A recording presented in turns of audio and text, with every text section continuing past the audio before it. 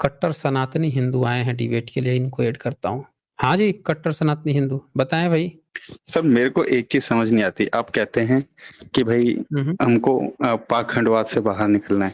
लेकिन सर पहले आप ओके। कहते थे कि ये सारे जितने भी त्योहार वगैरह हैं, सब पर्व हैं, ये सारे पाखंड है, अंधविश्वास हैं। लेकिन सर अभी मैं देख रहा हूँ कि अब आप सारे ही पर्वों पे आप अपना वो बता रहे हैं अधिकार। बताइए ये कैसे?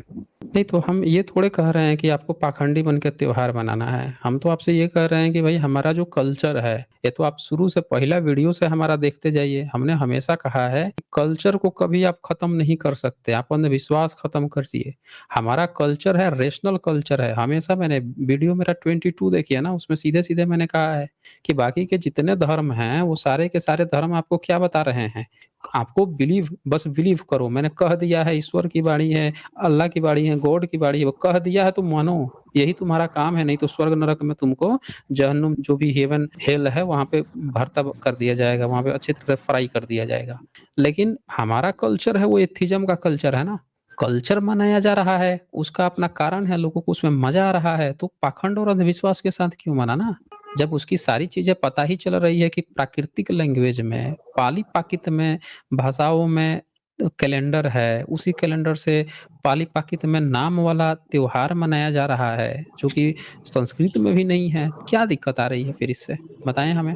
हम ये थोड़ी कह रहे हैं कि नौ दुर्गा मनाइए और 8वीं के दिन और 9वीं के दिन जो है मुर्गा और बकरा काटिए, हम ये तो कह नहीं रहे हैं। जबकि आप चले जाइए कई मंदिरों में कटता है, पूरे नॉर्थ ईस्ट में कटता है। अष्टमी को, नवमी को, नवरात्र में। बोल दीजिए कि नहीं कटता तो है। तो सर आप फिर उसको क्यों नहीं बोलते हो कि वो भी हिंदू बुद्धिज़्म का है? लेकिन आप उसको छोड़ देते हो? भाई ये बताइए कि अभी हमने एक कोट पढ़ाया इससे पहले जो आई थी महिला उनको कि पहले लोग बलि देते थे। एक कोई देवी थी हारिती, उससे डरते थे। बच्चा होता था, बीमारी होती थी, मर जाता था, तो लोग सोचते थे कि मर गया है तो भाई इसको ना देवी जी खा गई हैं। तो बुद्धिज़्म ने कहानियाँ बनाई, जातकें बनाई जिसमें वो हारती की प्रॉब्लम सही करते हैं बुद्ध उन कहानियों में। और फिर लोगों में कॉन्फिडेंस आता है कि हाँ, बुद्ध ही सही कर सकते हैं। और सही कर दिए इसका मतलब कि अब हमको बलि चढ़ाने की नहीं ज़रूरत है। तो बुद्ध तो पाखंड और अंधविश्वास को दूर कर रहे हैं पब्लिक के बीच में एजुकेशन से, जिस माध्यम से लोग समझ सकें। हम भी वही बता रहे हैं कि जिस माध्यम से लोग समझ सकें, अपने कल्चर को बचाते हुए चलना है, अंधविश्वास पाखंड नहीं करना है। क्या गलत कर दिया हमने भाई? और आप क्या कहना चाहते हैं इसमें? बोलिए। तो सर ये बताइए, तो ये जो हुँ। छठ पूजा है, तो एक तरीके से सर आपके हिसाब से तो ये भी फिर अंधविश्वास ही है ना? लेकिन आप कह रहे हैं कि ये देखिए बुद्धिज़्म का त्योहार है। भई हम ये कह रहे हैं कि बुद्धिज़्म की ये परंपरा है। अंधविश्वास तब होता जब इसमें आप ना चीज़ों को, पदार्थों को बर्बाद करते हैं। जब इसमें आप कोई बलि चढ़ाते हैं, आप इसमें किसी का गला रेत देते हैं। देखें अभी कितने मंदिरों में जाके बलि प्रथा चढ़ती है। पाखंड खूब होता है, यज्ञ हवन खुश किया जाता है। इसमें क्या हो रहा है कि महिलाएँ व्रत रख रही हैं, व्रत रख के जाती हैं वहाँ पे, स्तूप बनाती हैं बुद्ध का, अब वहाँ पे अपनी प्रैक्टिस करती हैं। हम तो इसके समर्थक भी नहीं हैं कि वो ऐसा करें।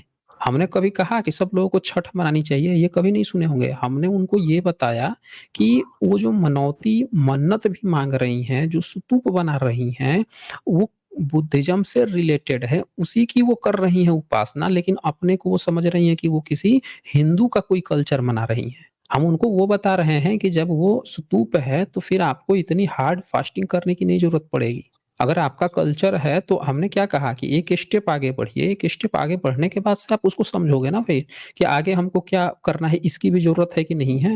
ये तो आस्था हो गई ना, तो आँख मूंद के कुछ भी किए जा रहे हो, कुछ भी किए जा रहे हो। पाखंड वो हुआ जो आँख मूंद के किया जाता है। समझ रहे हैं आप? तो सर क्या अभी बुद्धा ने अभी कभी सर हाँ, बोलिए, बोल हुँ, लीजिए। हाँ, तो सर अभी महीने 2 महीने बाद प्रयाग में वो है कुंभ है सर।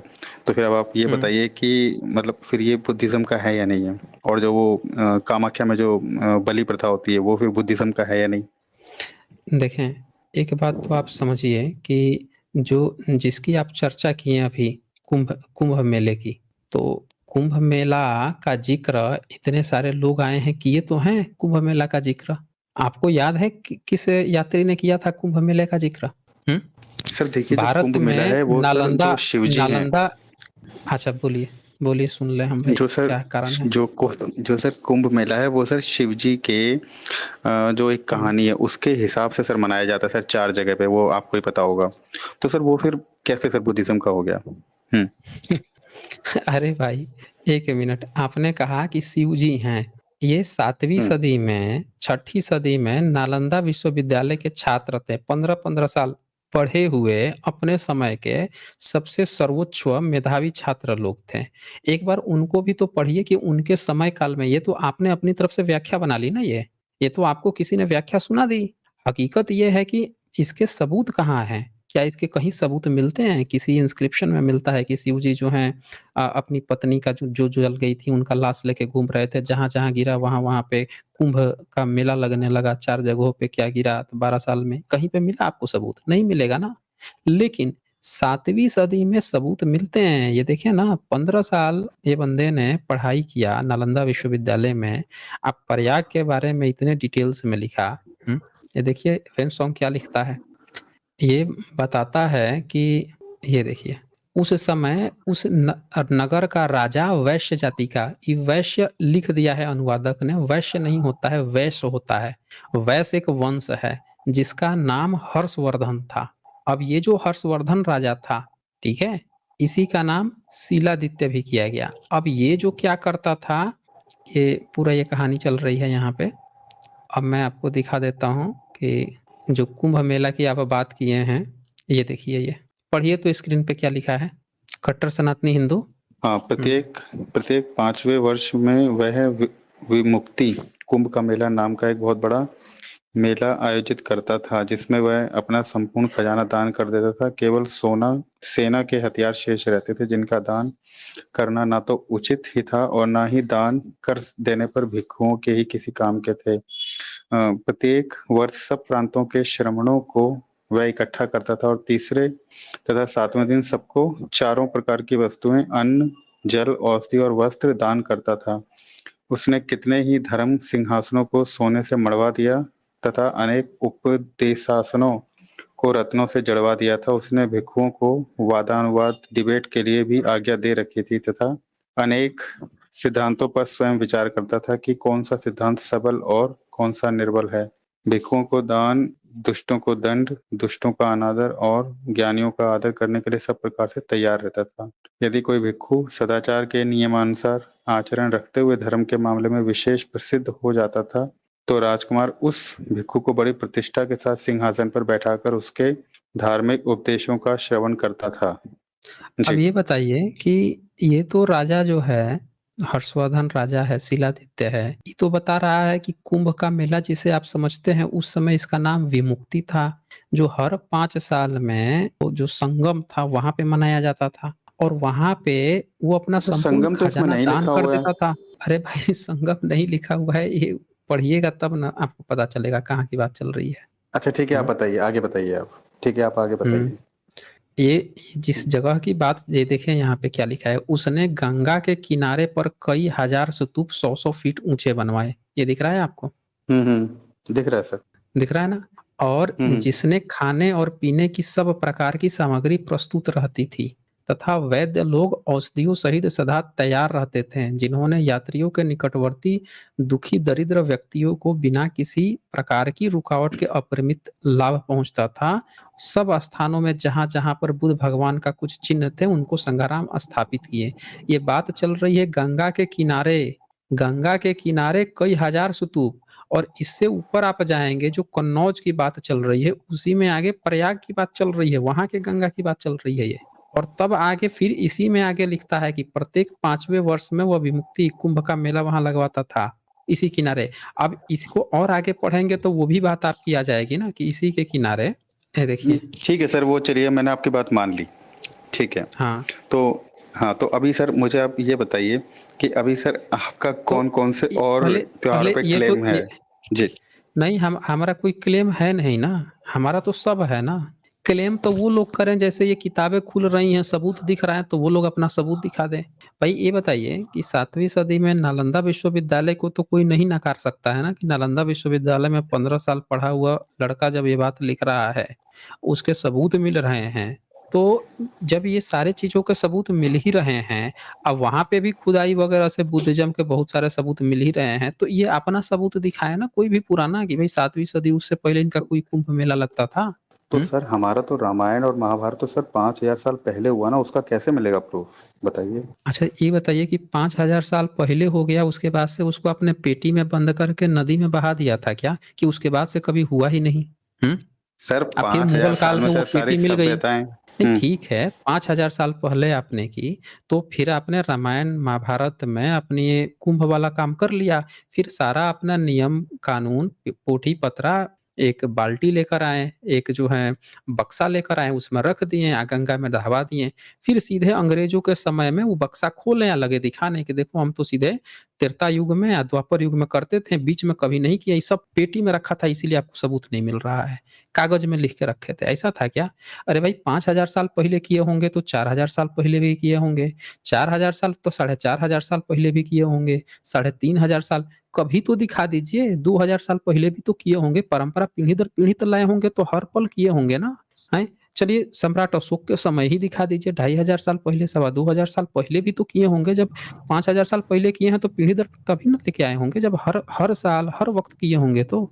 ये तो हर साल करने वाला पर्व है, या उसको बक्से में बंद करके कहीं रख दिए थे इसीलिए बीच में दिखाई नहीं देता है, सीधे 5000 साल सीधे अंग्रेज़ों के काल में, मुगल काल में। सर हुँ? देखिए, आपने सम्राट अशोक का भी नाम लिया, तो सम्राट अशोक तो जब कलिंग का युद्ध हुआ था, उसके बाद उन्होंने बुद्धिज़्म को एक्सेप्ट कर लिया और उससे पहले तो वो हिंदुइज़्म में थे और जो उनके वो कौन है, पिताजी के पिताजी जो शायद चंद्रगुप्त मौर्य हैं, वो भी तो हिंदुइज़्म में थे। कैसे पता चला आपको कि वो हिंदुइज़्म में थे? ये कैसे पता चला कि सम्राट अशोक जो है बुद्धिज़्म अपना लिए थे? पहले हिंदू थे।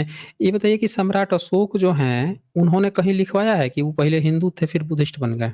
नहीं, ये तो किताबों में पढ़ा है। नहीं, हम सबूत माँग रहे हैं ना, किताब में तो आपको कोई भी स्पाइडरमैन, बैटमैन भी पढ़ा देगा, टीवी फ़िल्में बना के, आजकल तो यही चल रहा है ना, बस मुँह खोला, शब्द का पोड़ दिया, हो गया सबूत। हम सबूत पूछ रहे हैं कि कोई ऐसा सबूत आप बता दीजिए, जिससे आपको पता चला हो कि भई चंद्रगुप्त मौर्य जो हैं, वो हिंदू थे या सम्राट अशोक लिखवाए हों। जब सम्राट अशोक की हर एक बात ही लिखित रूप में मिलती है, वही लिखवा रहे हैं, उन्हीं का पढ़-पढ़ के सब लोग सबूत दे रहे हैं, तो फिर वो ये भी तो लिखवाए होंगे ना कि भाई देखो हिंदू थे, हिंदू से हम बुद्धिस्ट बन गए हैं। कहीं लिखवाए हैं उन्होंने? तो तो सर जो उनका अशोक चक्र मिला था, जो अशोक चक्र जो भारत वो है वो है निशान है, एम्बलम है, तो उसपे भी तो हुँ। सत्यमेव जयते लिखा है ना आज भी भारत के उस पे एम्बलम पे, तो वो तो संस्कृत का ही है ना, अच्छा हिंदुइज़्म का। सत्यमेव, अच्छा ये मेव बताइए, जयते। सत्य जो लिखा है, उस सत्य में स जो शब्द है, वो तालव्य स में है, मूर्धन्य स में है? सर सा सलेट वाला सा। हुँ, मतलब हुँ, मूर्धन्य स है ना? मूर्धन्य स है हुँ, ना? तो मूर्धन्य स हुँ। है तो वो आप कैसे उसको संस्कृत कैसे बना दिए भाई? वो तो पाली का हुआ ना, वो तो पाली हुआ। सत्य मेव, मेव शब्द कैसे आप उसको संस्कृत बना दिए सत्यमेव। जयते, जयते भी नहीं होता, जयति होता है। संस्कृत में लिखेंगे तो जयति लिखना पड़ेगा, वो जयते है, ये बुद्धिस्ट हाइब्रिड है। आपका तो है ही नहीं। आप जाके संस्कृत के विद्वानों से पूछ लीजिए कि भाई वो, अच्छा संस्कृत आपका कैसे हो गया? संस्कृत में सारी चीज़ें लिखी हुई मिल रही हैं बुद्धिस्ट की। बुद्ध चरित्र जो है आप संस्कृत में लिख के दे रहे हो। आप ललित विस्तर संस्कृत में लिख के दे रहे हो, धम्मपद आप संस्कृत में लिखे हो, त्रिपिटक पूरा आप संस्कृत में लिखे हो। आपकी कोई भी ग्रंथ जो है पाली में लिखी हुई नहीं मिली। बताइए, आपकी एक भी ग्रंथ हाँ, पाली में लिखी हुई नहीं मिली, लेकिन बुद्धिस्ट की सारी किताबें आपने संस्कृत में लिख ली। कैसे? अगर आपकी भाषा के बाद पाली आया होता, तो ऑफ़ कोर्स आप आम जनमानस के पास पहुँचाने के लिए पाली में लिखे होते। तो इससे ये पता चलता है कि पहले पाली-प्राकृत थी, फिर संस्कृत आई, तभी आपने पाली-प्राकृत को संस्कृत में अनुवाद किया।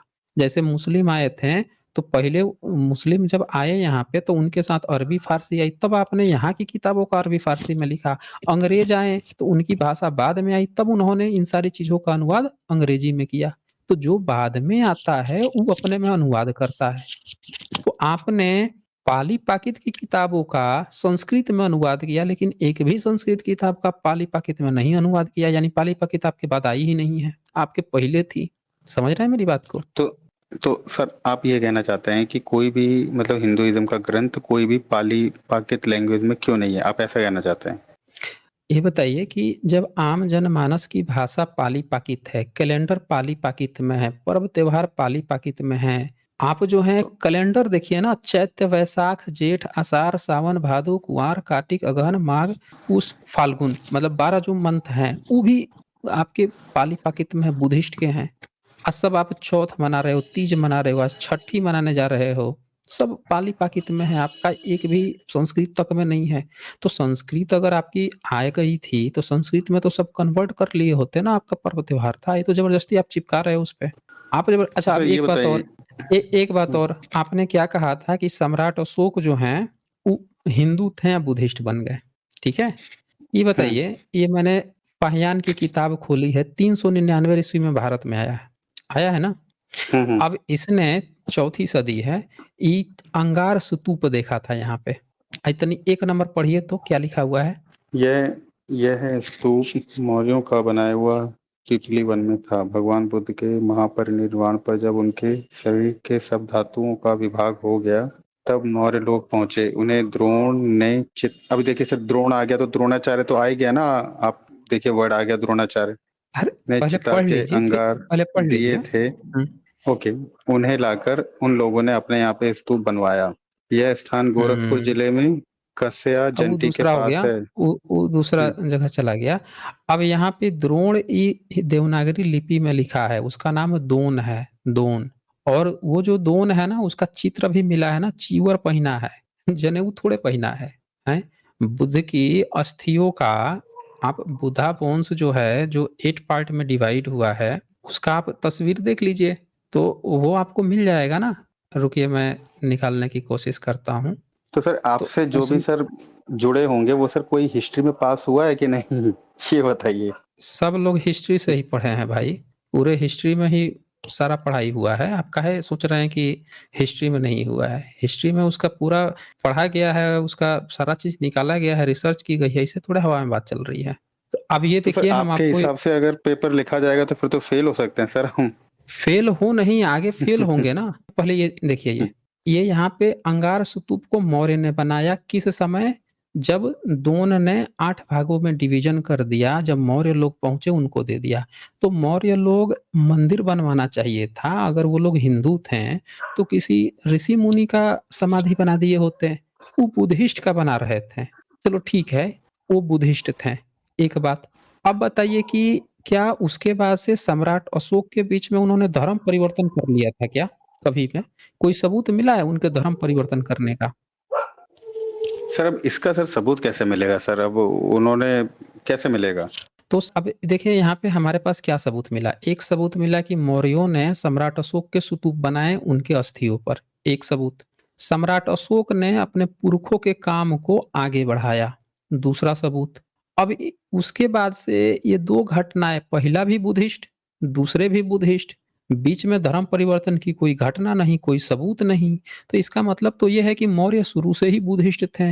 अच्छा, इसके बाद से सम्राट अशोक के बाद से आज तक जितने मौर्यन्स हैं, क्या उन्होंने कभी धर्म परिवर्तन कर लिया क्या? क्या पता नहीं सर इस उन्होंने बारे में। कभी धर्म तो जब उन्होंने धर्म परिवर्तन नहीं किया है, तो वो फिर से बाय डिफ़ॉल्ट बुद्धिस्ट हुए ना। जब उन्होंने धर्म परिवर्तन करोगे तो आप मुस्लिम बन जाओगे, आप धर्म परिवर्तन करोगे तो आप जो है ईसाई बन जाओगे, यहूदी, पारसी हो सकता है बन जाओ, पारसी तो खैर नहीं बनने देता वो। आप ब्राह्मण भी नहीं बने हो, आप उनके क्या बने? शूद्र बने हो ना उनके। तो आप तो बाय डिफ़ॉल्ट बुद्धिस्ट हो भाई, शुरू से हमेशा से लेके आज तक बुद्धिस्ट हो।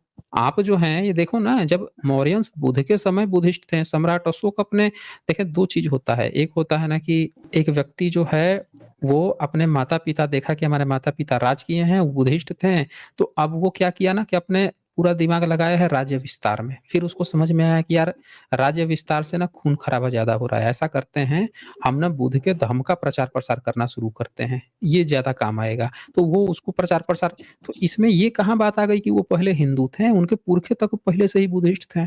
ठीक है सर, आप एक चीज़ बताइए, अभी जो आपने राजा हर्षवर्धन की जो अभी दिखाई थी मुझे वो स्लाइड, तो ये राजा हुँ। हर्षवर्धन वो ही हैं जिनके बारे में अभी कुछ दिन पहले न्यूज़ आई थी कि उनका वहाँ पे कुंभ से उनकी मूर्ति हटा दी गई है, ये वही राजा हर्षवर्धन है? इसीलिए तो हटाई जा रही है, पोल खुल रहा है कि भई वो तो दान करते थे, तो वो दान तो अब भिक्षुओं को जाएगा ना। इंटरनेशनली ये तो ये वहाँ पे जाके ये लोग बैठ के वहाँ से चून ले रहे हैं, दान भी खा ले रहे हैं। अब वो उनका रहेगा तो सब लोगों को देखकर इतिहास याद आएगा, तो हटा दो भई वहाँ से उनका प्रतीक हटाओ, तभी तो ये किया जा रहा है और क्या कारण हो सकता है बताइए आप? ओके। बोलिए। हुँ, तो सर मेरे एक ख्याल चीज़ और से बताइए। हुँ। अच्छा चलिए आखिरी चीज़ है एक आपकी एक बोलिए। एक लास्ट है, हाँ, एक लास्ट है सर। जो मैंने कहीं पे सर ये पढ़ा था कि जो त्रिपिटक है, जो बुद्धिस्ट ग्रंथ है, उसमें कहीं पे ये लिखा हुआ है कि जो गौतम बुद्ध हैं वो क्या नाम है ब्राह्मण और क्षत्रिय कुल में ही जन्म लेते हैं। ये भी लिखा हुआ है उसमें, इसके बारे में बताइए? अच्छा, भारत का त्रिपिटक कहाँ से बना है, ये बताइए?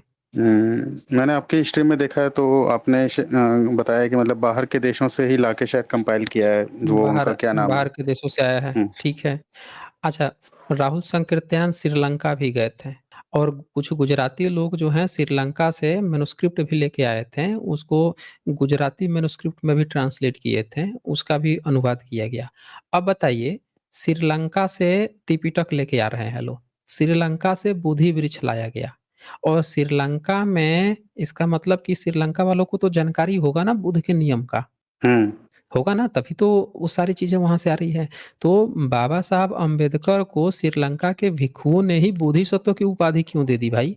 अगर कोई वो ब्राह्मण और क्षत्रिय बनते हैं बोधिसत्व तो? बाबा साहब वो तो सर अम्बेडकर एक को कैसे पॉलिटिकल रीज़न हो बोधिसत्व दे सकता है दिए? ना? भाई उनको कौन-सी सरकार बनानी है भारत में, श्रीलंका वालों को?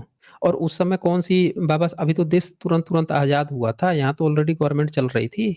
उनको कौन-सी सरकार बनानी थी? उन्होंने क्यों दे दिया? वो भी दूसरे देश के लोगों को, वो कौन-सा पॉलिटिकल गेम है भाई? हुँ? नाथ और सिद्ध जो हैं, आप तिब्बतियन स्क्रिप्चर पढ़िए, उसमें दिखाएगा कि एक बोधिसत्व हैं, वो एक हाथ से जूता बना रहे हैं। और ओके। उनको बोधिसत्व क्योंकि वो अपना पेशा जो है जूता बनाते थे, लेकिन उनको ज्ञान इतना था कि लोग जो हैं उनको सुनते थे, सारी चीज़ें, वो सारा पढ़ाई-लिखाई करते थे या दिन में अपना पेशे के लिए जूता भी बनाते थे। उनको बोधिसत्व बना दिया। आज की तो डेट में आप अछूत बना के रखे थे, कि जो जूते बनाता है उनका पेशा जो है ऐसा है तो वो तो भाई अछूत है। लेकिन 14वीं-15वीं सदी की स्क्रिप्चर मिल रही हैं तिब्बत की और 14वीं सदी के उन लोगों ने बना रखा है, तो क्या उन लोगों को पता नहीं था क्या कि ब्राह्मण क्षत्रिय ही बनते हैं? बताइए। रिसर्च करके आऊँगा सर, आपसे दोबारा डिबेट करना है इस बारे आप में। 84 नाथ और सिद्धों को पढ़िए, उसमें से पता लगाइए कि 84 नाथ सिद्धों में से उस जा जितने बोधिसत्व थे, सब के सब तो आज के एससी, एसटी, ओबीसी के ही लोग थे। अगर ब्राह्मण क्षत्रिय बन रहा था तो 84 नाथ सिद्ध जो हैं, वो उसमें से ज़्यादातर जो हैं मैक्सिमम लगभग सभी वो गैर क्षत्रिय और गैर ब्राह्मण ही क्यों थे? पता लगाइए ना। कबीर जी क्या थे? कबीर जी ब्राह्मण थे कि क्षत्रिय थे? बताइए। वो इतने बड़े महान नहीं, वो हुए। हुँ? तो तो सर नाथ ये संप्रदाय वो से तो आपको योगी जी भी आते हैं। हुँ, आते हैं, नाथ संप्रदाय से बिल्कुल आते हैं, तो उनका पुराना जो गोरखनाथ है, उनकी पुरानी मूर्ति तो मिल चुकी हैं, बिल्कुल बुद्ध बुद्ध की तरह है उनकी मूर्ति। आप जाके खोज लीजिए, पता लगा लीजिए उनकी सबसे पुरानी मूर्ति, एकदम बुद्ध की तरह मेडिटेशन करते हुए, काहे बुद्धिज़्म की तरह है। और नाथ लोग जो हैं, जितना स्थान है बुद्धिज़्म का, वो सब नाथ नाम से क्यों है? केदारनाथ, बद्रीनाथ, सोमनाथ जिसके नीचे पूरा बुद्धिस्ट मिल रहा है, बद्रीनाथ तो पूरा बुद्ध की ही मूर्ति है भीतर, केदारनाथ में बुद्धिज़्म ही है। सारनाथ जहाँ बुद्ध पहला अपना ज्ञान ही दिए थे। ये सारा नाथ परंपरा बुद्धिज़्म से ही क्यों जुड़ा हुआ है? बताइए। ठीक है तो सर, नेक्स्ट टाइम आपके पास आप इस नेक्स्ट टाइम और स्टडी करके आइए कि अगर क्षत्रिय और ब्राह्मण बनते थे, तो आज के ब्राह्मण और क्षत्रिय बुद्ध के ही खिलाफ क्यों थे? ये तो कट्टर हिंदू बने घूम रहे हैं। और जितने भी गैर क्षत्रिय और गैर ब्राह्मण हैं, वो सब लोग जो हैं बुद्ध धम्म में हैं, भले ही अछूत बन गए, पिछड़ा बन गए, लेकिन वो अपनी परंपरा से समझौता नहीं किए, कट्टर हिंदू बनने की नहीं कोशिश किए कभी। काहे ऐसा है? तो इसका ये मतलब है कि आपको कुछ और दिखाया जा रहा है, आपको मिसकोट किया जा रहा है और बुद्धिज़्म में तो ऐसे भी क्षत्रिय ब्राह्मण होते नहीं हैं। श्रीलंका में भिक्षु आपने भिक्षु संघ में कभी जाइएगा, पूछ लीजिएगा कि भई आपके यहाँ ये जितने भिक्षु हैं, इसमें कितने क्षत्रिय हैं, कितने ब्राह्मण हैं? पहले दूर भगा देगा। जाइए आप यहाँ से जाइए, आप किसी मंदिर में निकलिए, यहाँ पे ये सब नहीं होता है। हम में कोई क्षत्रिय या ब्राह्मण नहीं होता, होता नहीं उनके यहाँ। बुद्धिज़्म तो में सर इतने सनातन बुद्धू आता हैं है सर। अपने। अब एक बात बताइए, कोई व्यक्ति जो है, किसी को आदत पड़ गई है, खरगोश का नाम सुने हैं? खरगोश जो है उसके बारे में कहा जाता है कि वो एक बार जी। खाना खाता है, पचता नहीं है, तो हग देता है, हगता है फिर दोबारा खाता है। सुना है कभी आपने? जी हुँ? सर, सुना है। खरगोश हुँ, हाँ, तो खरगोश जो होता है ना उसका काम होता है कि वो पहले खाता है खुद ही, हगा हुआ फिर से खा लेता है। तो अब आप खरगोश को इंसान कैसे बना दीजिएगा? आप गाय का, भैंस का प्रॉपर्टी पता लगाइए, वो क्या करती हैं, उनके जो बच्चे होते हैं ना उसका दूध पीते हैं। दूध पीते हैं, दूध पी के हग देते हैं। कभी-कभी उनके ना जो गोबर होता है उसको गाय खा जाती है, भैंस खा जाती है। आप देखिएगा ध्यान से, उनके गोबर को ही, अपने बच्चों के गोबर को खा जाती है। तो आप जो हैं, जब यहाँ पे बात चल ही रही है, तो कौन क्या कह रहा है, कौन क्या नहीं कह रहा है, उससे हमको क्या मतलब है? यहाँ आप सबूत जब आपके सामने है, तो किसी दूसरे के कहने का मोहताज हम थोड़े ही हैं, कौन क्या कह रहा है, दुनिया में हज़ारों, लाखों, करोड़ों लोग हैं। हर एक वो जितना मुँह होगा उतनी हज़ार बातें निकलेंगी, आपको सबूत के साथ चलना है ना, आप यहाँ सबूत देख रहे हैं, अगर आपको मेरी बात में कोई डाउट है तो आप आके बता सकते हैं। ठीक है फिर, ठीक है ओके, सर, ओके। चलें।